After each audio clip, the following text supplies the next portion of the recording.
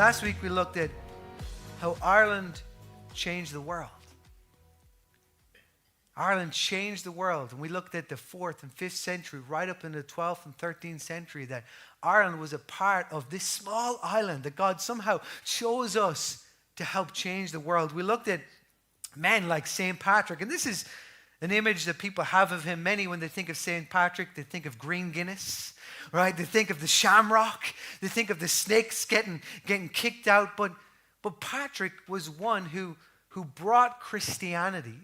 He brought the gospel to Ireland, which then transformed the world. And what we saw, and it's incredible when we last week, if you weren't here and you missed it, you go on our YouTube channel, Open Arms Church, and you'll be able to find out. It was almost like a documentary going through the history of our land. But it's incredible when you see, this is Saul Church. When we went there to film, we actually had the opportunity to go inside. There's been a church on this site from 432 AD, 1600 years ago. And you stand there, and it was in this place that revival broke out from. And it's incredible. There was no YouTube. There was no Facebook, Instagram. There was no modes of communication. All there was the land before them. And yet God moved. How? The Spirit broke out. And I believe that He can do it again. Believe that He can do it again. More now than ever before. There's greater opportunity today than ever before. Irish people have got to the point where we've tried everything. And yet still there's a hopelessness. Yet still there's a void. And it's only a void that can be filled with Jesus. There's more of an openness than ever before today in Ireland. We are poised for breakthrough, for spiritual breakthrough. We looked at, and this is a book that I've been reading and researching, and how Irish saved civilization, written by Thomas Cahill. I encourage you to read up on it, to look at the land that you are in and the history, the heritage that comes in this land, that God chose this land to reach out into the world. And we looked at men like St. Columbanus. You know, the Irish people were famous for conserving and preserving the gospel, most famously through the Book of Kells. As you go and you read the pictorial gospels, and you'll see that we were able, all the books and libraries were being burnt right throughout Europe. It was the Irish that were with manuscripting and copying all of the books. And it was St. Columbanus, though, who brought the gospel to the world. He traveled throughout Europe, and in his time, he built 100 monasteries that raised up and taught leaders to then go and plant churches and bring the gospel right then throughout the Americas and Africa and the Middle East and Asia. It was the Irish who brought the gospel to the world. As we look at our heritage, one of the key significant places, just like Saul Church, was Bangor Abbey. Bangor Abbey was where St. Columbanus, he spent 25 years of his life, but this place was one of the hubs of where the missionaries were trained and taught and then sent from the shores of Ireland, sent to the different continents. But what's really significant, I believe, is when you look at the history that it was a place of prayer and of worship. In fact, for 250 years, there was 24/7 unending prayer. You can feel it when you step onto the grounds, and you can feel it in the atmosphere, in the land. 250 years of unending prayer. Prayer, it makes a difference. What we pray, the lives we live, what we give, how we serve, it makes a difference. It has a lasting impact. It has a lasting impact. And so I want to continue on from that today. And I want to share with you, as I have been sharing with you, a little bit about the history of our nation, but I want to share with you a little bit about a history of my family. And this is personal. I've been talking about impacting not just today, but it's 100-year-old vision, that it will impact the generations to come.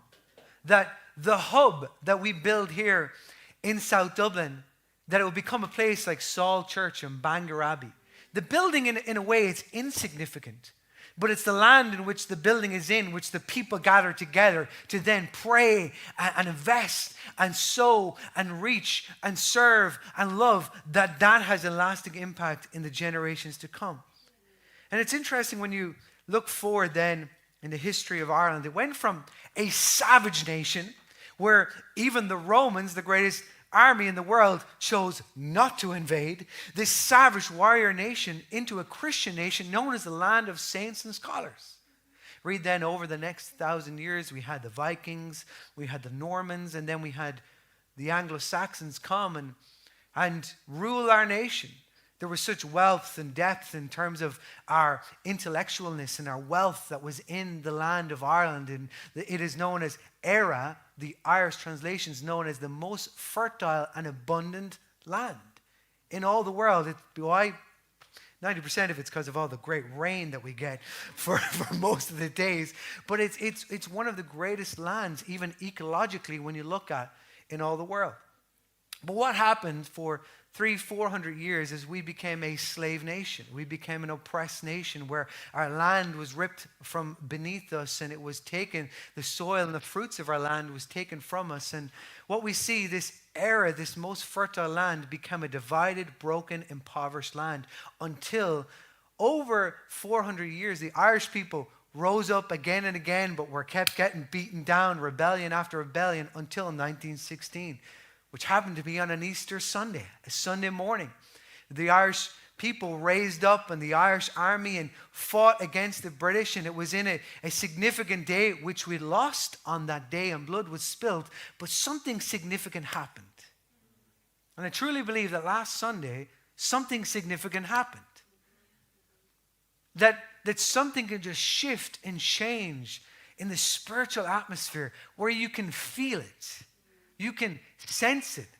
And on that day, the Irish Republic, and you read the proclamation of freedom, they declared freedom over a nation, but didn't yet experience freedom for a few years to come.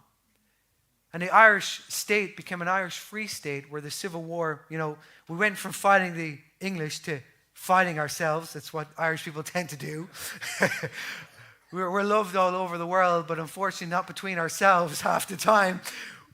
And it was in 1921 that finally we experienced a free state, we experienced freedom in our land. And that's what I want to bring to a personal place as I share with you today, because it was in 1921, actually the 4th of January 1921, my grandfather, named William Booth, he was born. And he was born into a free state, but he wasn't born into a state of freedom. See, what happened in Ireland is we had gone from a Christian nation, a nation where the Spirit of God had moved so powerfully and changed the world, but it became a religious nation. We had gone from the bondage of one empire now to the bondage of the Catholic Church. And coming into this place in which my grandfather was born into, he never had the opportunity to experience a life-giving church like this. And as he lived his life, he had 12 children. 12, I've got 4. I can't believe how he had 12 children. He was only 38 when he had 12 children. I'm 35. I've got 4. I just can't picture it.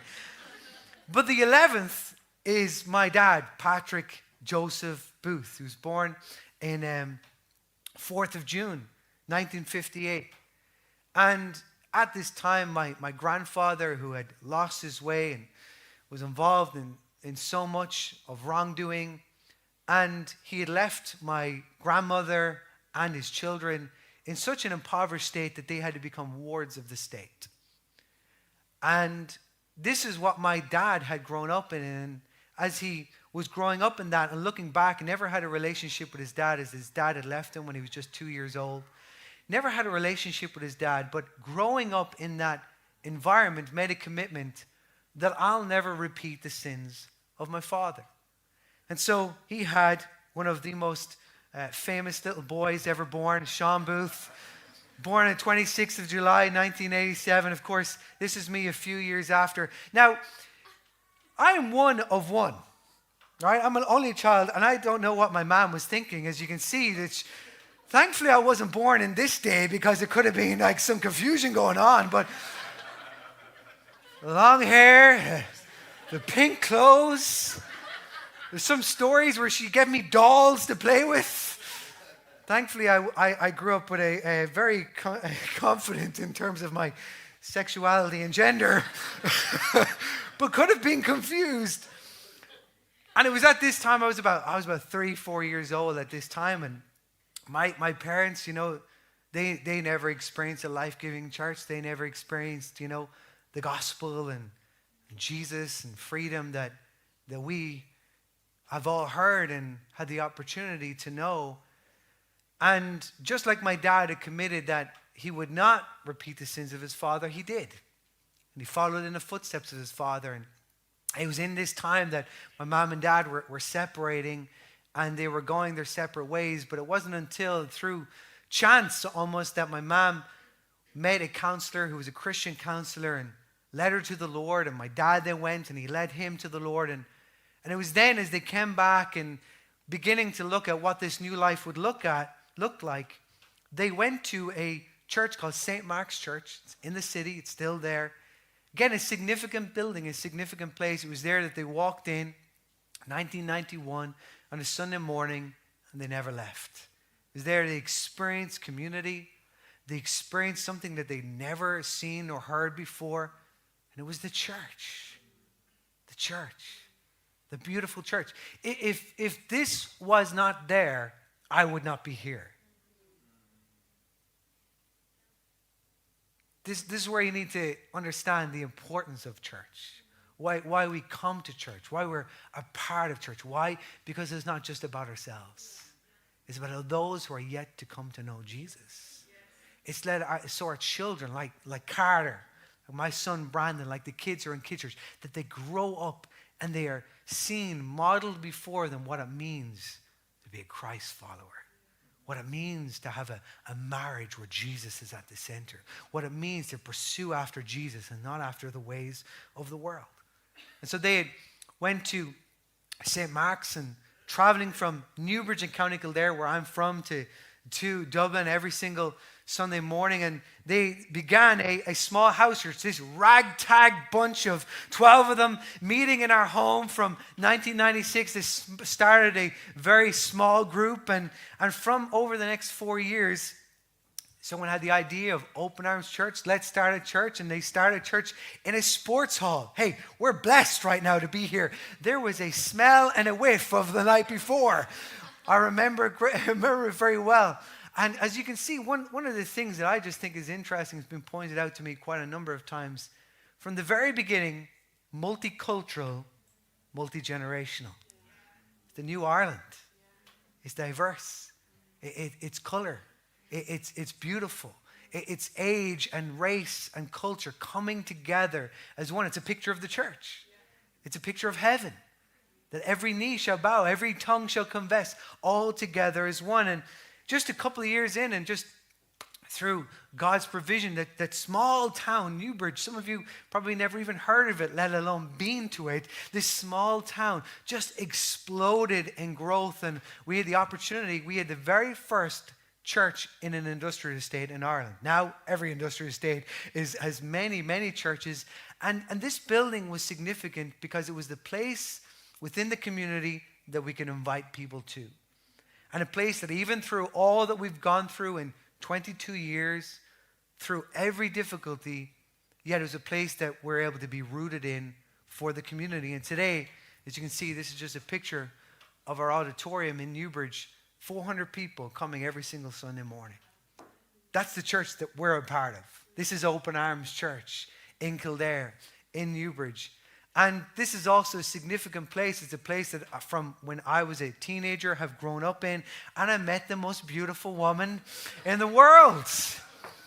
Gillian is still so beautiful. Me now, on the other hand, firstly, I don't know how I was ever convinced to wear a white suit jacket to my wedding. The second thing is, you can probably see, I don't know how they let me drive, let alone get married.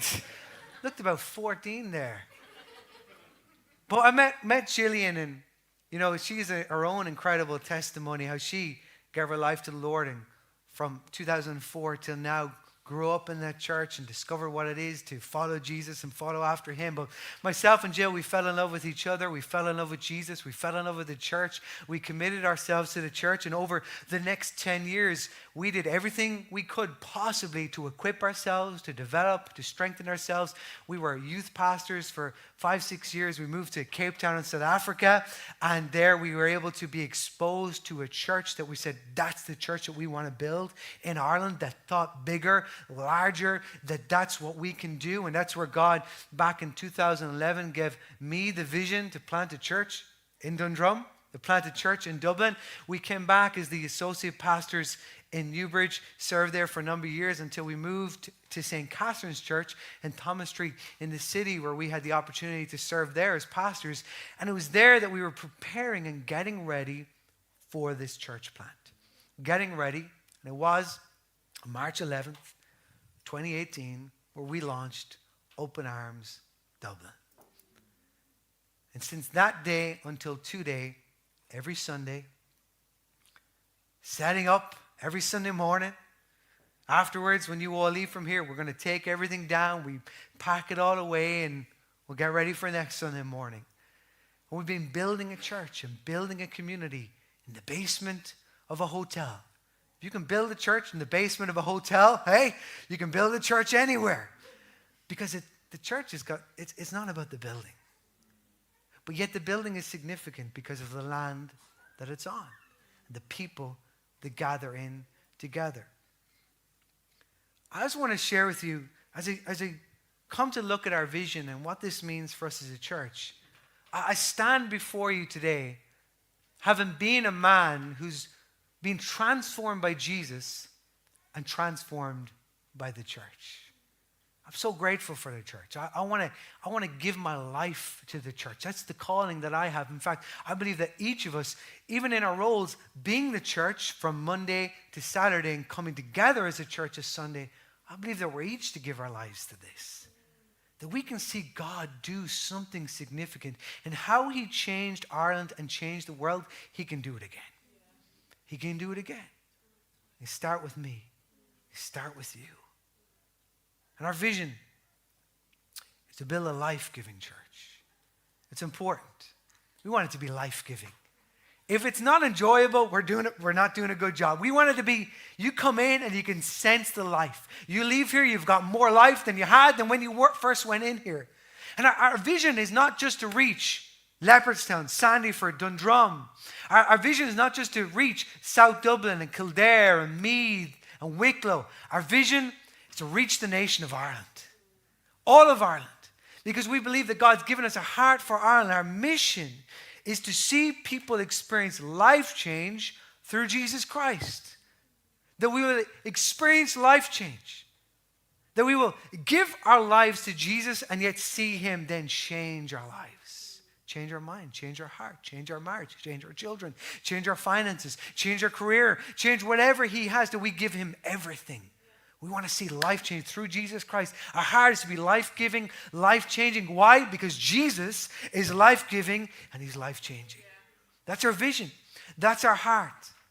As we come back to Éire, Ireland, we're in South Africa, as I just shown, and God had given us, myself and Gillian, a vision for the land of Ireland. You want to change the land? You change the place of influence, which is in Dublin. And it was, remember well, it was this time, October 2011, 11 years ago, we're driving down the motorway, going to Dundrum, and I said to Jill, God's saying we got to plant a church here. God said we got to plant a church here. And for the next 7-8 years, anyone asked me, what are you going to do? Where are you going to go? I said, I'm going to plant a church in Dundrum. Every single person. I'm going to plant a church in Dundrum. What are you going to do? I'm going to plant a church in Dundrum.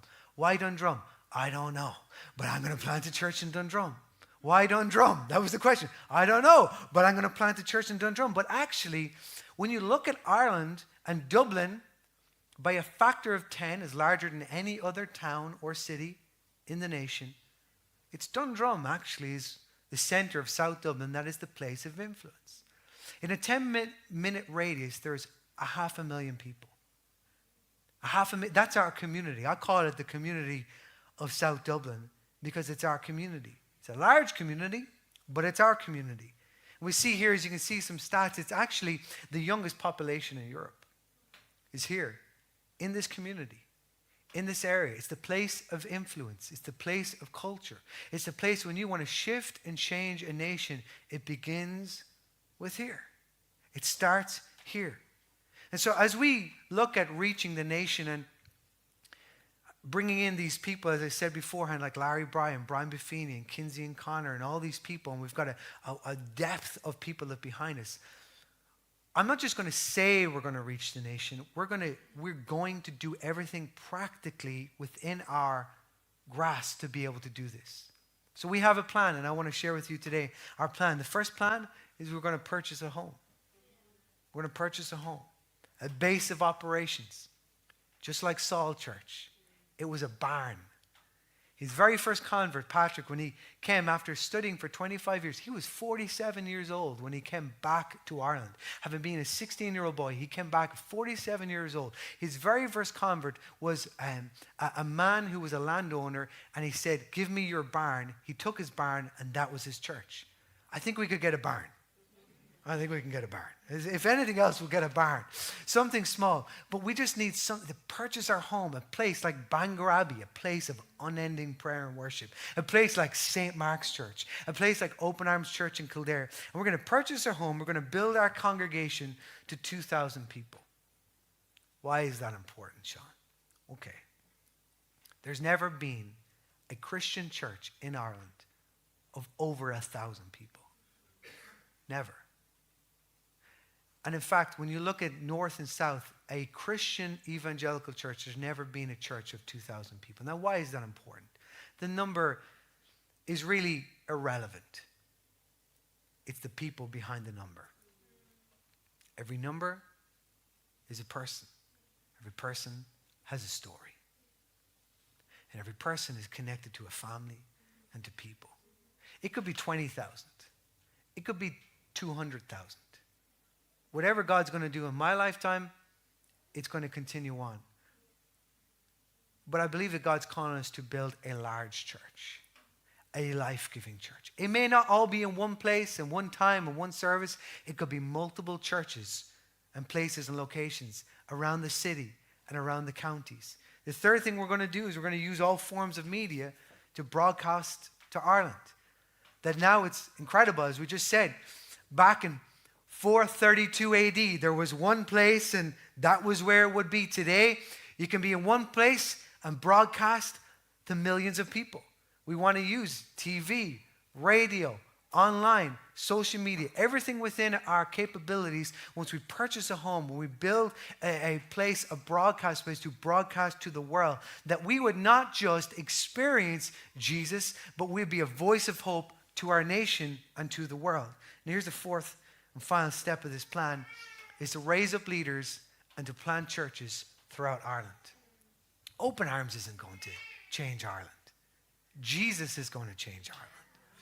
Open Arms on its own is not going to change. We need other churches. And you know what? And when I say the Christian evangelical church, it may be through the Church of Ireland. Hey, the Spirit of God may move in the Catholic Church once again. And we see a resurgence like never before. It's not about one specific church or one specific style, but it is about us all together, raising up leaders, planting churches, having the gospel at the forefront and going before us. And this is our vision. Churches right across this land. Life-giving, vibrant, large churches on fire for God. In every county, in every town, in every community. It starts here. It starts with us. And it starts now.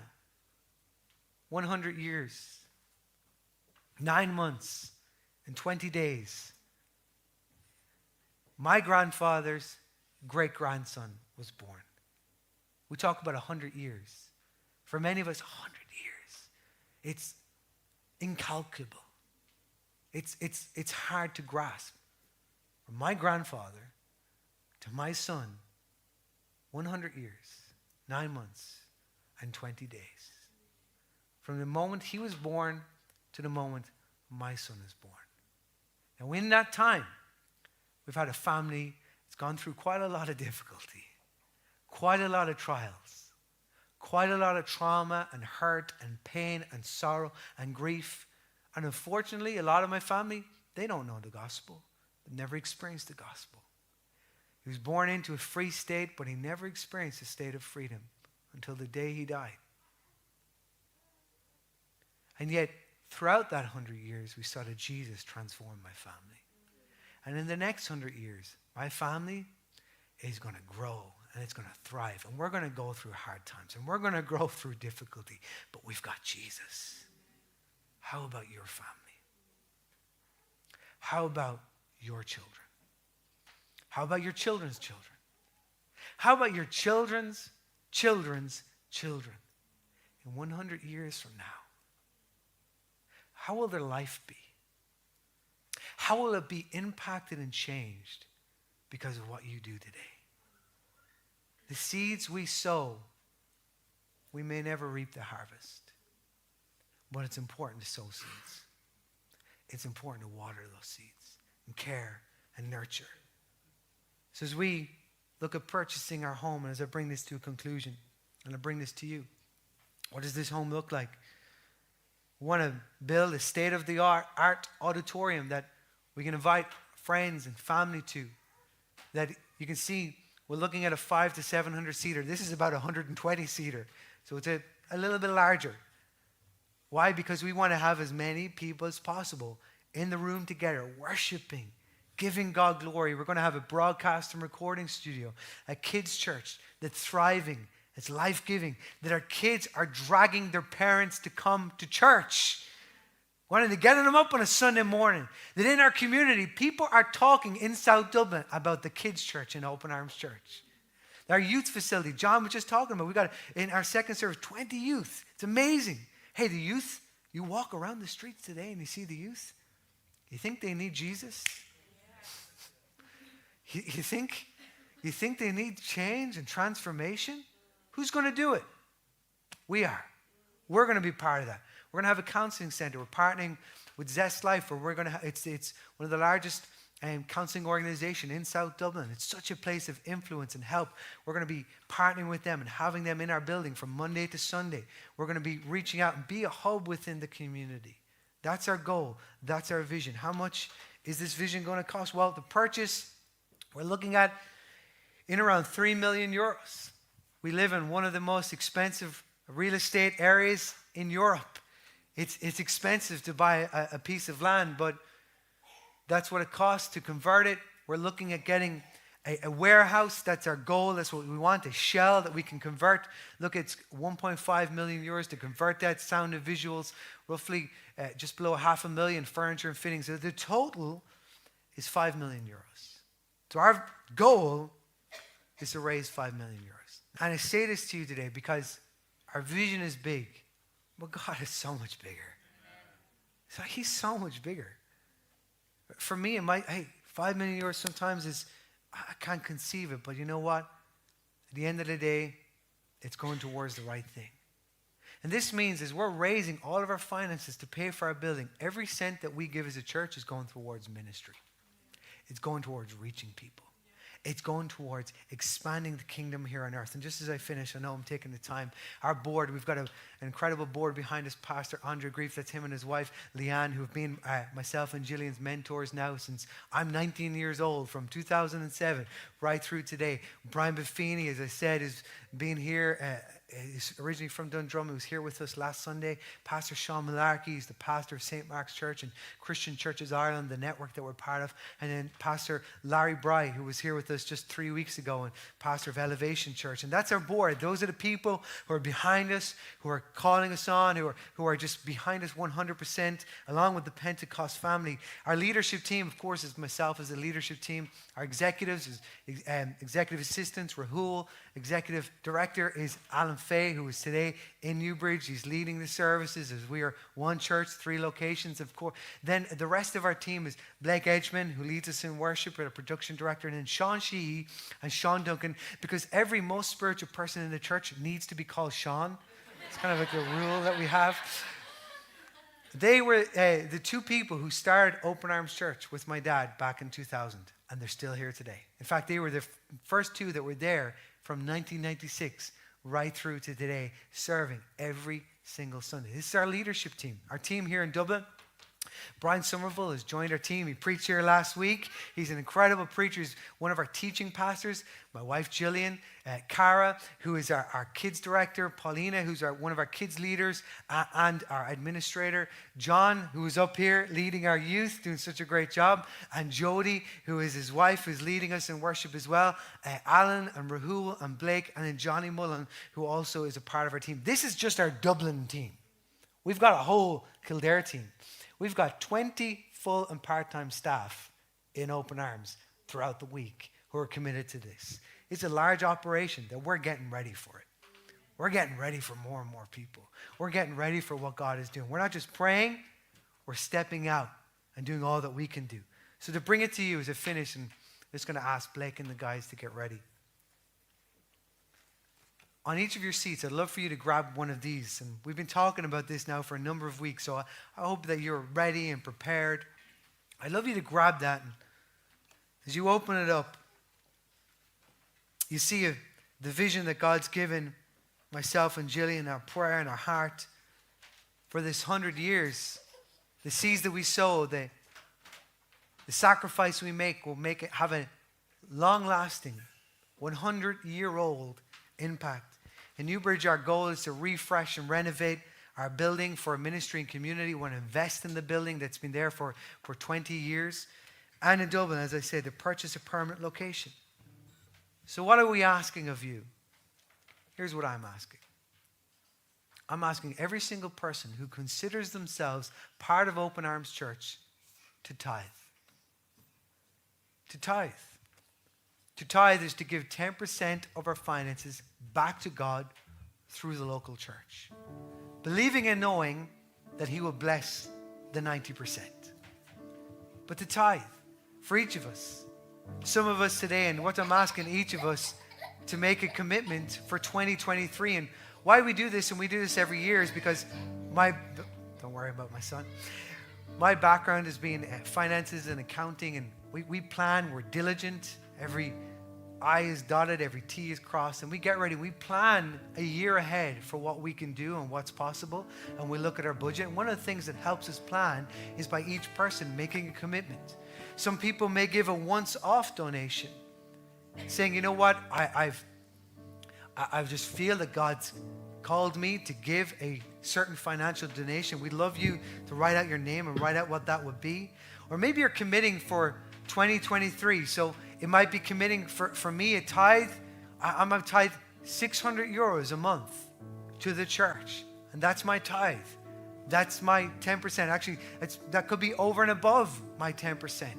Whatever your 10% is, maybe you're starting out giving. And from the day we started this church to today, I've never, not once, and for the rest of my life, will never manipulate, coerce, put under pressure. We do not follow up with you. We do not, somehow survey and monitor this. It's between you and God, okay? He sees your heart, not just sees your hands. This is between you and God, but all I'm asking is you to make a commitment, to invest. So what I'd love to do, and I'm going to take a few moments, just to write out your name. You take this, take your pen, write out your name, and write out your commitment. In a moment, then we're going to pass the containers from right to left. But before we do that, why don't we just close our eyes for a second? I know many of you are sitting here today and you are faithful givers. I want to say thank you for your giving. For those of you, maybe you're starting out, maybe you've started by giving a small portion. God's calling and stretching you to give more, and to give towards this vision. But this is just as you prepare that in your heart. On the back of these cards, and what you can do is, as you finish writing it out, all you need to do is just easily rip this off. But one of the things that we've done is we've written, this is my prayer for 2023. Maybe your prayer is a hope, a dream, a person, a need. I'd love for you as well to write out your prayer for 2023. And we as a team, we're going to pray over every person. We're we're going to join together and believing not just for the vision of our church, but the vision of every single person. So why don't you just take an opportunity just to do that right now?